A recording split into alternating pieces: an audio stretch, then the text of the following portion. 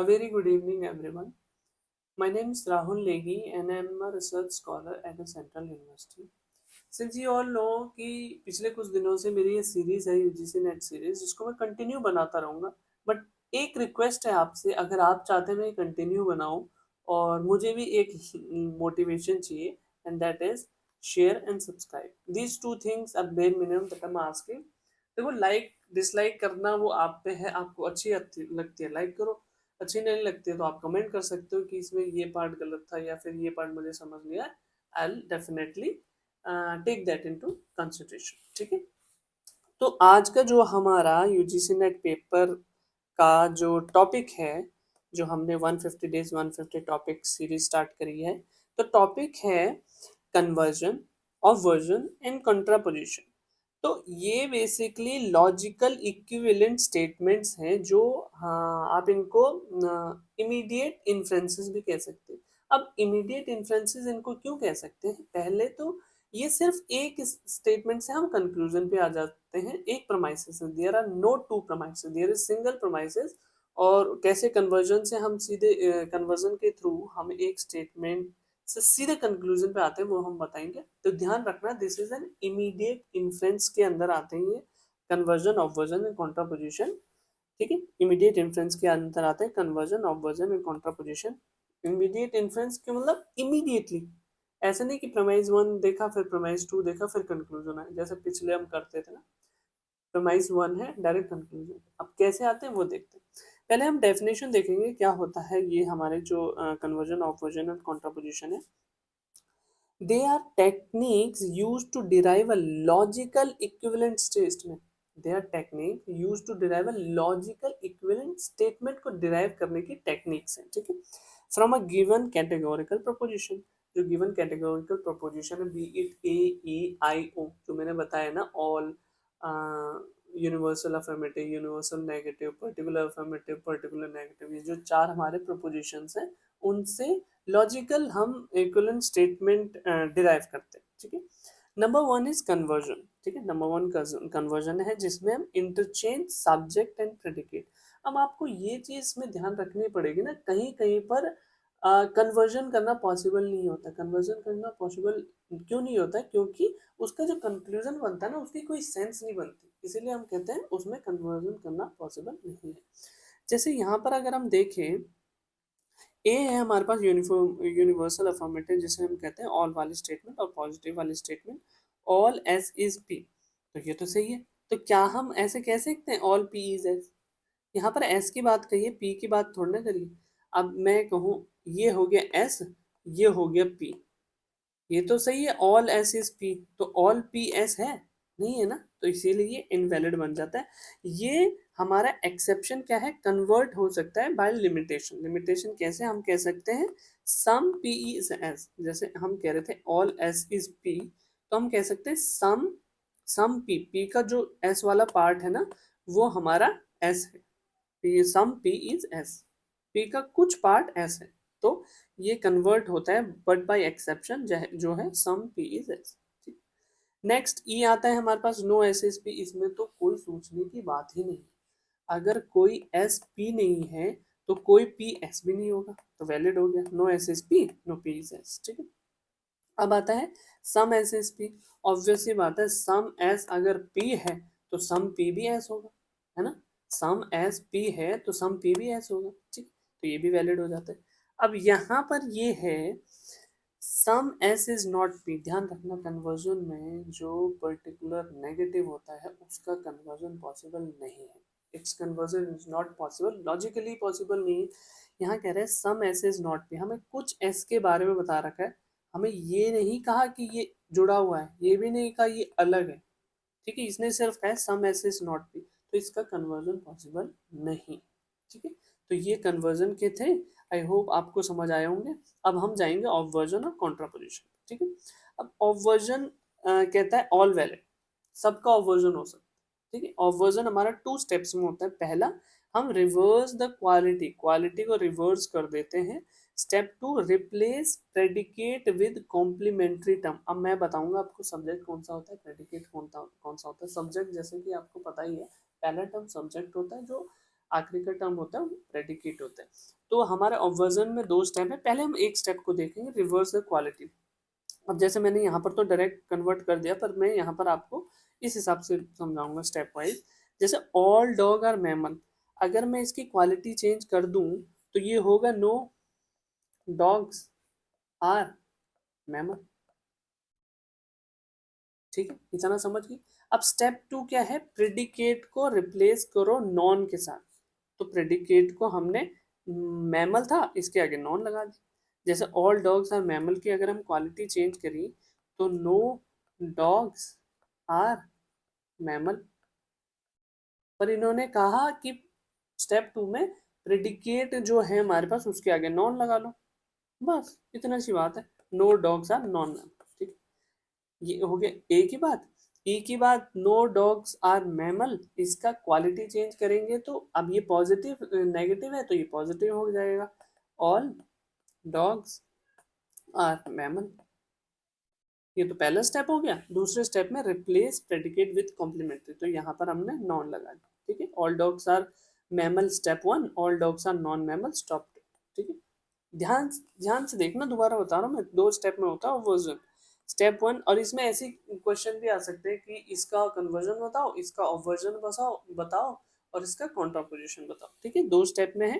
Reverse the quality, quality को reverse कर दो, और रिप्लेस तो आखिरी टर्म जो कॉम्प्लीमेंट्री आखिरी टर्म होता है, प्रेडिकेट जो आखिरी टर्म होता है उसको कॉम्प्लीमेंट्री जो है नॉन से रिप्लेस कर दो। ठीक है, एस हो गया सिंपल।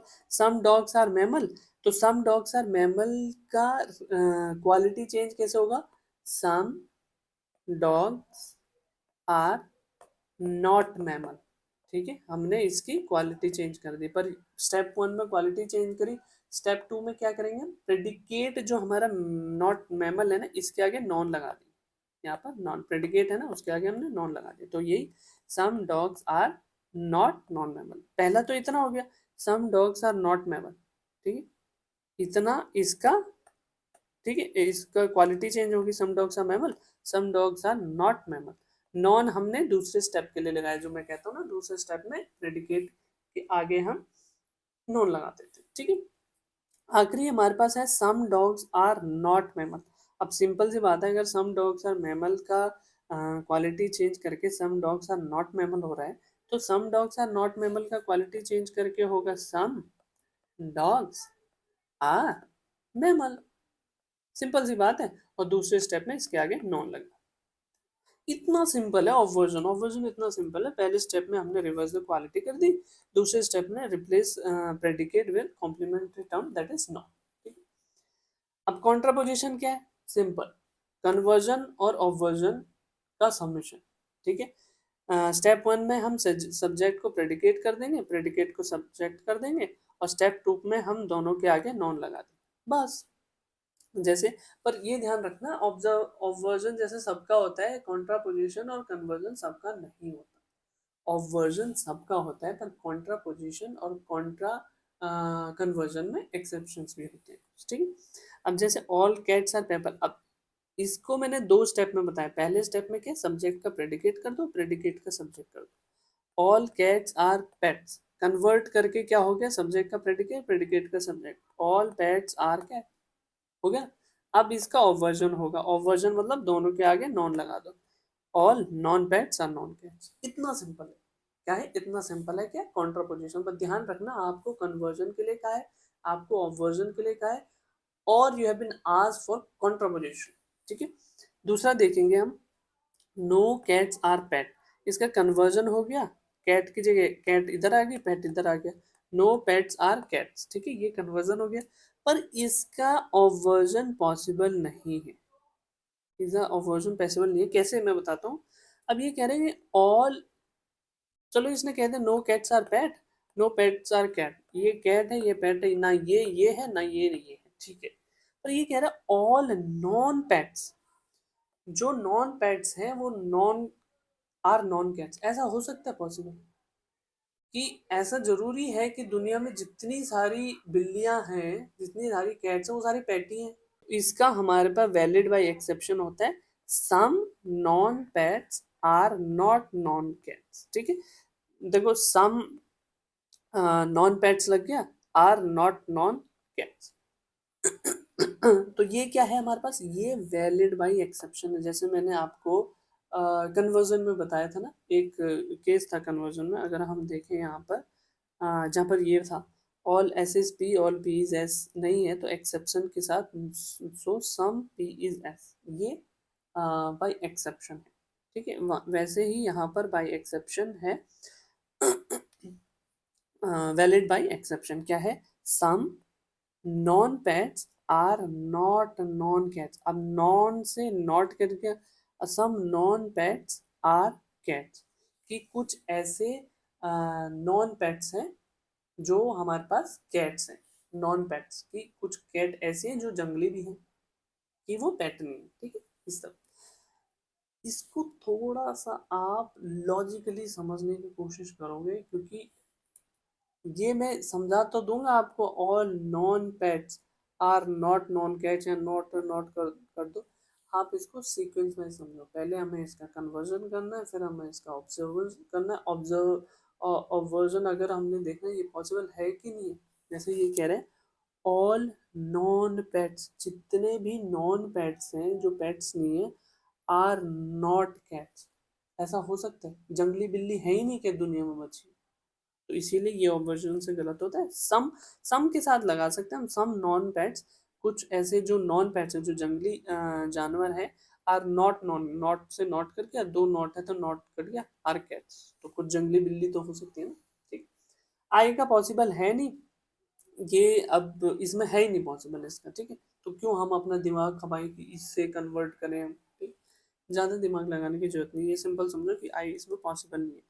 जैसे इसमें इसमें हमारे पास ओ का कन्वर्जन पॉसिबल नहीं था ना, वैसे इसका कन्वर्जन पॉसिबल नहीं है।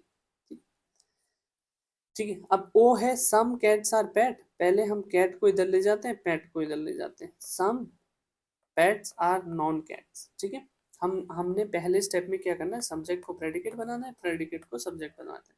ठीक है, some cats are non pets है, पेट्स इधर आ गया, some pets are not cats. ठीक है, अब क्या करना है, हमने दोनों के आगे नॉन लगाना है, some non pets are not non cats. ठीक है, तो हमारे पास कॉन्ट्रापोजिशन में क्या है, पहले सब्जेक्ट को करो प्रेडिकेट में, प्रेडिकेट को करो सब्जेक्ट में, फिर सब्जेक्ट के आगे भी नॉन लगा दो, प्रेडिकेट के आगे भी नॉन लगा दो। पर यहाँ पर ये मत करना, इसको ध्यान रखना कि यहाँ पर नॉट यहीं पर रहेगा। हमको सब्जेक्ट और प्रेडिकेट चेंज करने के लिए बोला, हमें नॉट को छूने के लिए नहीं बोला इसने। ठीक है, फिर बाद में हमें नॉन नॉन इन दोनों में लगाना है, क्योंकि ये स्टेप 2 हमें ऐसे बताते हैं। ठीक है, ई वाला समझ आ गया ना? अगर नहीं आएगा, मैंने दोबारा भी समझा, अगर नहीं आया होगा तो आप डेफिनेटली आप इसको कमेंट सेक्शन में डाल सकते हैं। आई थिंक ये जो लॉजिकल इक्विवेलेंट स्टेटमेंट है, जो इमीडिएट इन्फ्रेंस मैंने कहा, जिसमें प्रमाइसिस 1 2 की जरूरत नहीं है, प्रमाइसिस 1 से ही सीधे हम कंक्लूजन पे आ जाते हैं, वो वाले ये क्वेश्चन थे जिसमें कन्वर्जन, ऑब्वर्जन और कॉन्ट्रापोजिशन है। ठीक है, तो इसको थोड़ा, अगर आपको एक बारी में नहीं समझ में आ रहा है, दोबारा देखो, 3 बार देखो, कहीं नहीं जाता। आप 2x पे भी देखोगे, जल्दी जल्दी देखो, आपको समझ आ जाएगा। And if you like the video, please make sure you subscribe to the scholars guide, and share जरूर से कर देना इस वीडियो को। देखो ये बेयर मिनिमम है, मेरे को एक मोटिवेशन चाहिए। I am not gonna charge ever for this kind of videos, because I know that जितनी मतलब मेहनत लगती है जिसे नेट क्लियर करने में, इट्स वेरी बिग। तो मैं इस पे चार्ज नहीं करूंगा, but one bare minimum condition that I am asking for is please subscribe to the YouTube channel the scholars guide, क्योंकि I am also a PhD scholar, मेरे पास इतना इनफ टाइम नहीं है। अगर कोई सोर्स ऑफ मोटिवेशन है कि कोई someone is looking these watching these videos and getting motivated to perform good in UGC net, तो वो एक मोटिवेशन अगर मेरे को मिल जाए तो definitely I will be continuous. Okay, bye bye.